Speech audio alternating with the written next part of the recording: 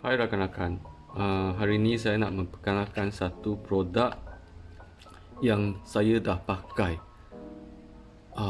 melebihi 30 tahun. 30 tahun. Sejak saya kecil lagi, saya pun dah pakai benda ni. Apa benda ni? Vicks. Ya, Vicks ni saya rasa ramai dah tahulah produk ni. Dan mungkin ada generasi baru yang tak tahu lagi apa benda ni. Ya.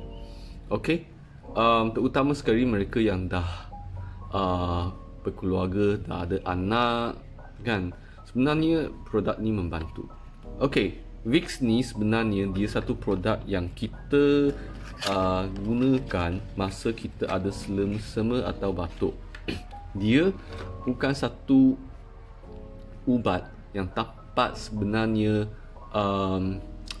dia dapat memulihkan batuk ke atau bersin lah, atau selesema. Dia tak. Sebenarnya ubat ni hanya dapat melegakan keadaan, terutama sekali untuk saya yang selalu ada bersin atau selesema kan. Ini memang satu ubat yang sangat efektif untuk melegakan. Sekali lagi saya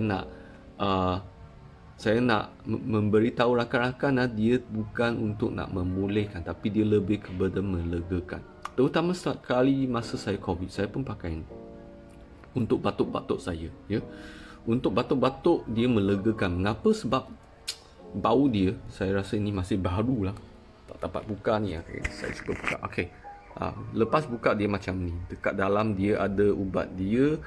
Yang ni dia agak dia bukan cecair sangat lah. Dia macam krim krim yang lepas kita sentuh dia, kita boleh buat macam ni. Kita cuba rub lah, meraba-rabakan dan cuba letakkan pada bahagian hidung sikit lah, jangan lebih bahagian bawah hidung kan, atau bahagian kerongkong atau bahagian dada kan.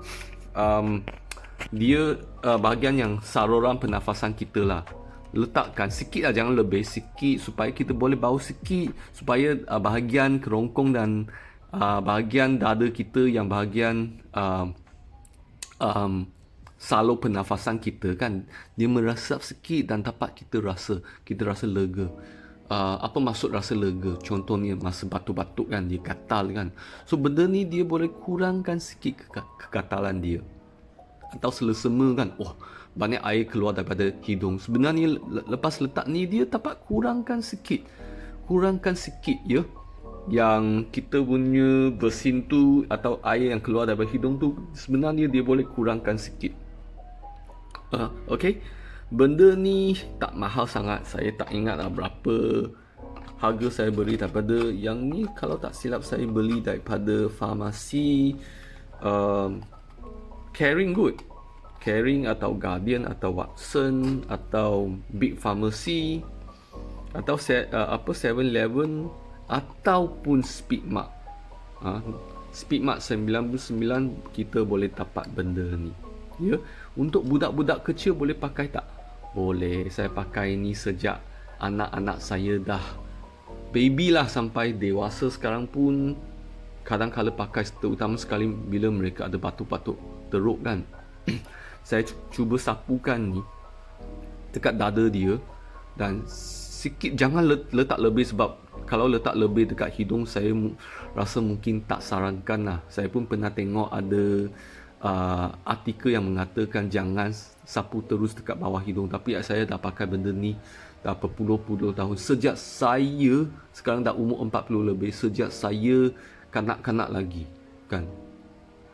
So memang saya dah guna produk ni lama lah. So boleh saja, tapi jangan terlalu tebal lah bila kita sapu benda ni kan. Jangan letak terlalu tebal, sikit-sikit pun tak cukup. Sikit-sikit supaya dapat melegakan bersin, selesema atau batuk-batuk. Memang sarankan rakan-rakan untuk diri sendiri, untuk bini, untuk ibu bapa, untuk anak-anak kita. Ya, yang anak-anak kecil pun, bayi pun sikit-sikit boleh lah kan. Untuk anak-anak kecil ke berapa tahun sampai belasan tahun Sesiapa saja boleh pakai produk ni. Memang disarankan. Ya. Okey, itu saja rakan-rakan. Bye.